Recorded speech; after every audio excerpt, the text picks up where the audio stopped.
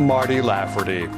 Music rights holders have had difficulties keeping their business models in sync with both technological capabilities and consumer behavior ever since digital copying of music tracks and distributed computing supplanted analog vinyl album sales.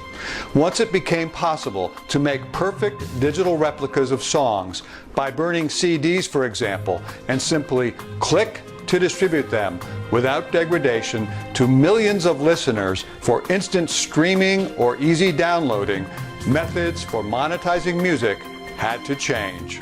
Such costs as manufacturing physical albums, transporting copies and point-of-sale materials, and paying shelf-stocking fees to retailers were eliminated, with fans themselves incurring the costs of replication, distribution, and to some extent, even marketing. But frankly, it has been challenging to innovate business models to keep up with the pace of change in delivery and consumption of music. Harnessing new technologies so that creators and rights holders continue to get paid for their intellectual property has eluded record labels, whose first response, predictably, has been to turn to the courts to protect their existing economics by enforcing copyright laws.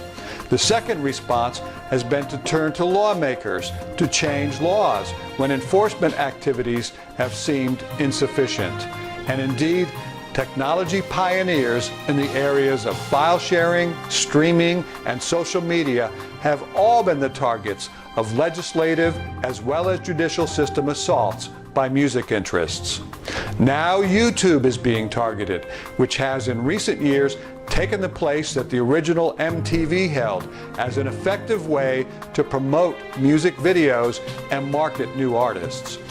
YouTube has directly contributed $3 billion to the music industry in its first decade, and its proprietary Content ID system is highly effective in handling more than 99% of music claims automatically, and to date already contributing half of YouTube's music royalties through user-generated content.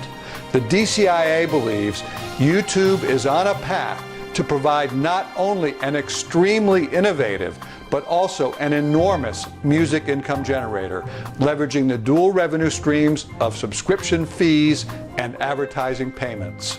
We urge restraint by lawmakers in responding to big music's lobbying for changes to the Digital Millennium Copyright Act, which would likely have unintended consequences affecting many other types of media and content distribution systems.